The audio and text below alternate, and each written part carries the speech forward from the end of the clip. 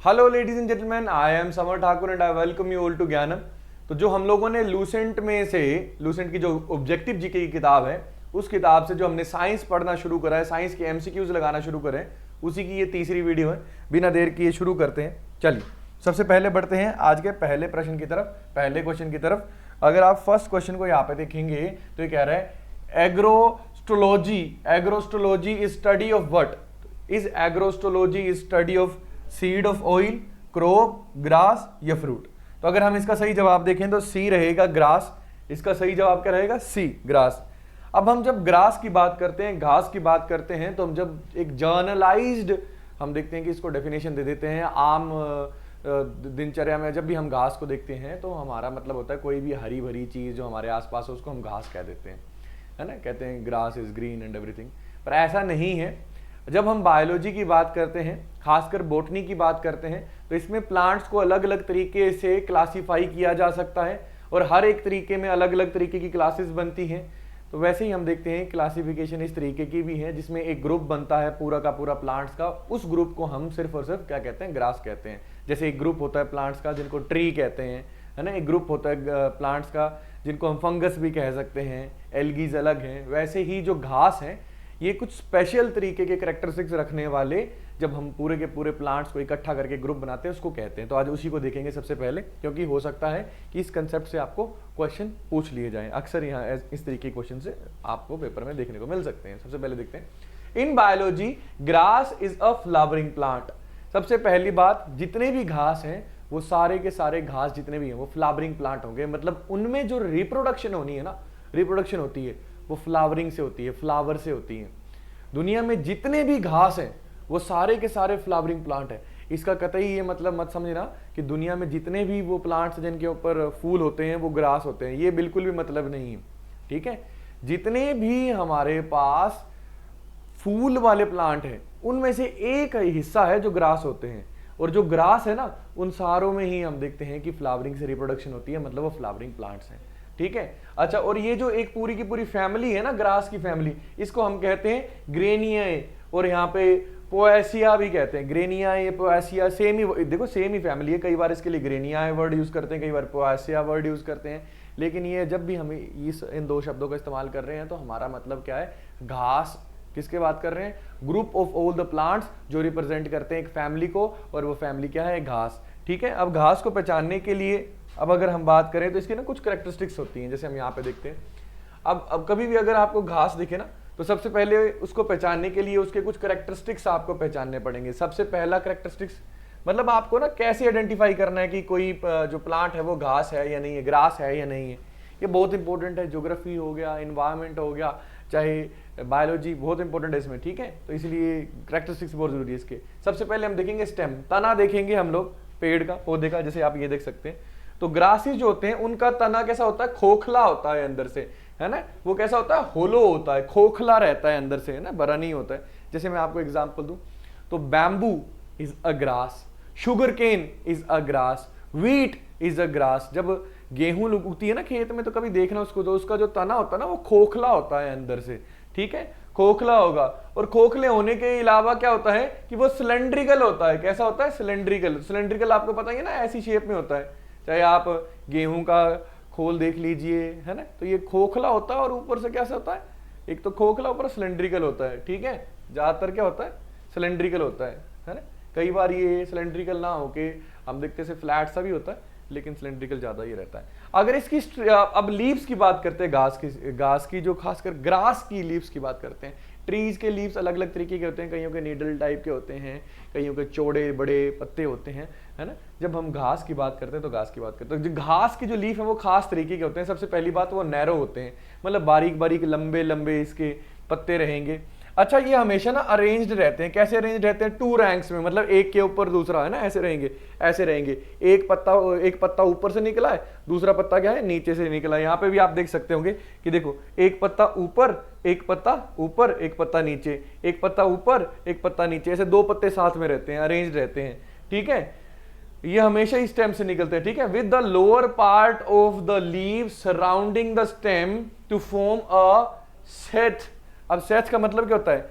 Seth का मतलब जैसे जैसे मान लीजिए कोई पाउच हो गया, बेसिकली अगर एग्जैक्ट मीनिंग समझे ना, जैसे कटार रखने के लिए उसका मयान होता है या तलवार रखने के लिए उसका मयान होता है ना, एक तरीके का पाउच, कवरिंग कोटिंग वाला पाउच। तो हम ये देखो यहाँ पे कह रहा है कि with the lower part of the leaf surrounding the stem, तो कहता है कि जो लोअर पार्ट है ना लीफ का, आप यहाँ पे ध्यान से देखेंगे घासों में जो इनके पत्ते होते हैं ना, वो स्टेम को देखो यहाँ पे आप अगर देखोगे तो गोल दायरे में ना, यूं गोले में ना घेर रहा है, देखो इधर देखोगे ना, तो जैसे पाउच की तरह इसने घेर के रखा है, जैसे कटार ने तलवार को, या सॉरी तलवार और कटार को म्यान ने घेर के रखा होता है ना, वैसे इनके पत्ते इनको घेरते हैं। Grass leave are often look like blades, तो ये भैया देखो शार्प तीखे होते हैं, ब्लेड्स की तरह होते हैं, पतले होते हैं, लंबे होते हैं, शार्प होते हैं, ठीक है। And grow at the base of the blade not from the stem tip, तो ये स्टेम की टिप से नहीं निकलते हैं, कहां से निकलते हैं, जो भैया हमारे पास बेस है ना वहीं से उगते हैं। बेस का मतलब क्या हो गया, यहाँ पे ध्यान देखें, ये जो ग्रास है ना, ये हम देखते हैं ये यहां से निकलेगा, और जो बेस होगा पत्ते का यहां से ये मोटा हो जाता है और बड़ा होता जाता है, ऐसे बीच में से नहीं मोटा होता है, ठीक है। चलिए आगे चलते हैं हम लोग, इसके और कैरेक्टरिस्टिक्स देखते हैं। अब इसका अगला कैरेक्टरिस्टिक्स है फ्लावर। तो अगर हम ग्रास की बात करें तो हर एक ग्रास में फ्लावर होते हैं, जैसे ना, और ये फ्लावर का मतलब वो फूल नहीं है जो हम लोग देखते हैं, और जैसे गुलाब का हो गया, वैसे फ्लावर का मतलब है रिप्रोडक्टिव पार्ट, है ना। तो इसके पास हम देखते हैं इसके जो फूल होते हैं वो स्मॉल छोटे होते हैं और सूखे हुए होते हैं। यूजली ये विंड से, हवा से पॉलिनेट होते हैं। जैसे कुछ एक हम देखते हैं कि जो हमारे पास ना घास होती है, सॉरी कुछ एक हमारे पास जो फूल है ना, उनको भंवरे पॉलिनेट करते हैं, है ना। अलग अलग तरीके की पॉलिनेशन होती है, सेल्फ पॉलिनेशन, है ना।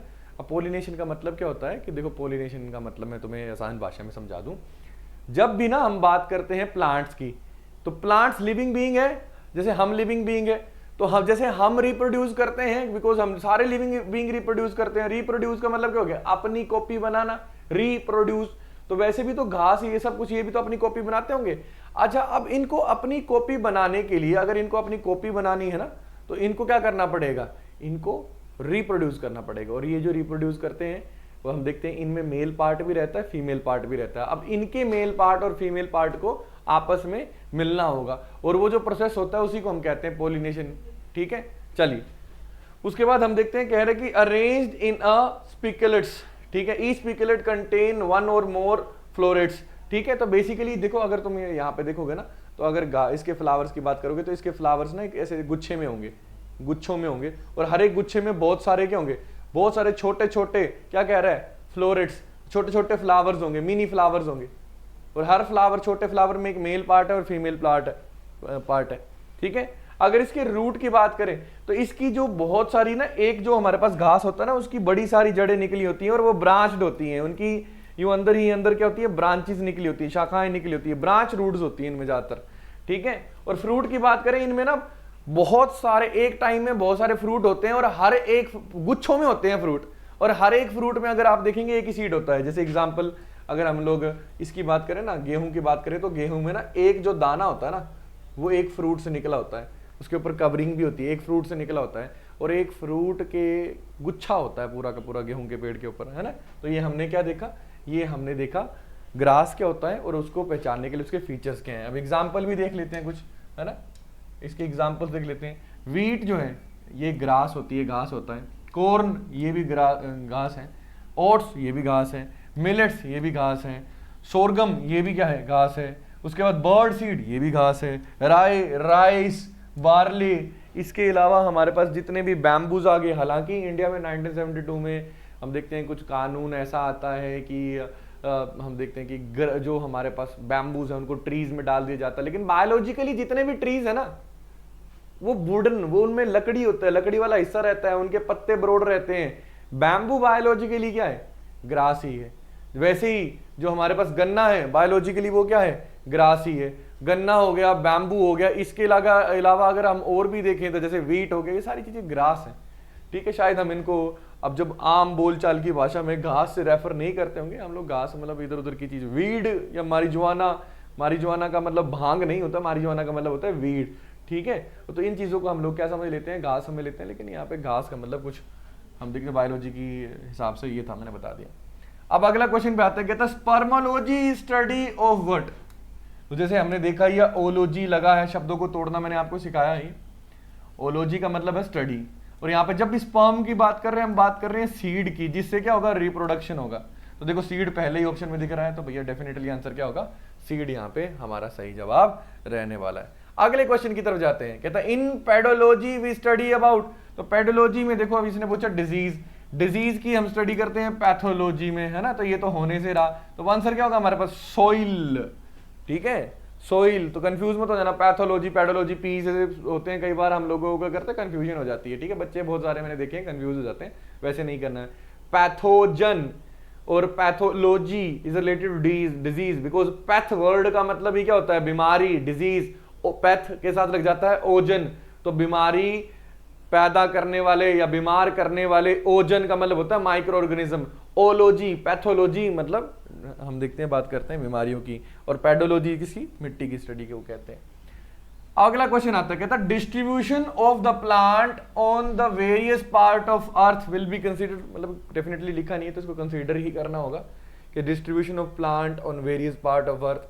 अच्छा, जब वेरियस पार्ट ऑफ अर्थ, तो यहाँ पे अगर ऑप्शन आप देखोगे तो ज्योग्राफी इज कॉमन है। ज्योग्राफी का मतलब, जियो का मतलब क्या होता है धरती, ग्राफी का मतलब क्या होता है स्टडी, है ना, तो यहाँ पे स्टडी के पूछा होगा, study of distribution of plant, है ना, in various part of earth.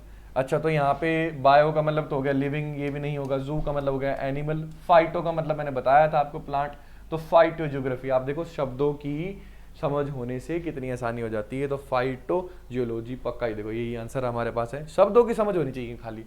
Study of, देखो लॉजिक बता रहा हूं तुम्हें, लॉजिक जो होता है ना वो बहुत ज्यादा इंपॉर्टेंट होता है। क्रैमिंग काम नहीं करती है, क्रैमिंग जितना अगर आप क्रैम करके गए, अगर वहां से एग्जाम में आ गया तो सो एंड वेल, अगर वहां से हटके कुछ एग्जाम में आया तो फिर आप फंस जाएंगे। इसीलिए लॉजिक का इस्तेमाल कीजिए, अपना कंसेप्ट का इस्तेमाल कीजिए। ठीक है, कंसेप्ट और नॉलेज कभी भी आपको नहीं छोड़ेगा एग्जाम में। स्टडी ऑफ फ्रूट्स, तो इसको हम कहते हैं पोमोलॉजी। ठीक है, क्या कहते हैं, पोमोलॉजी। तो पोमोलॉजी देखो एग्जैक्टली, तो यहाँ पे pomo refers to fruit, ology refers to what, ology refers to study. ऐसे शब्दों को तोड़ के देखना है। स्टडी ऑफ पोलन ग्रेन्स, तो इनको हम लोग क्या कहते हैं, पोमोलॉजी तो कहेंगे नहीं, इनको कहते हैं पोलिनोलॉजी। पोलिनोलॉजी ही कहते हैं पोलन ग्रेन्स की स्टडी को, पोलिनोलॉजी। यहाँ पे पोलन ग्रेन आ गया, पोलन, और ओलॉजी मतलब study of grains. Study of internal structure of plant, जो प्लांट है, पौधा है, उसका इंटरनल स्ट्रक्चर क्या है, टिश्यू लेवल पे, सेलुलर लेवल पे हम अगर जब उसको स्टडी करते हैं, तो भैया देखो इकोलॉजी नहीं है, टेक्सोनोमी भी नहीं है, इसमें एनवायरनमेंट की स्टडी करते हैं, इसमें क्लासिफिकेशन की स्टडी करते हैं, इसमें बाहर के, एंड यहाँ पे होगा anatomy is the right answer. जैसे इंसान के शरीर की अंदर की बनावट ह्यूमन एनाटॉमी पढ़ते हैं ना, उसी तरीके पौधों के भी anatomy should be the answer. बिल्कुल सही, एनाटॉमी इसका सही जवाब होगा। अगले क्वेश्चन की तरफ चलते हैं। Study of external structure and their form is called, study of external structure, external structure of what, may be they are talking about plant, because हम बोटनी क्वेश्चन कर रहे हैं ना।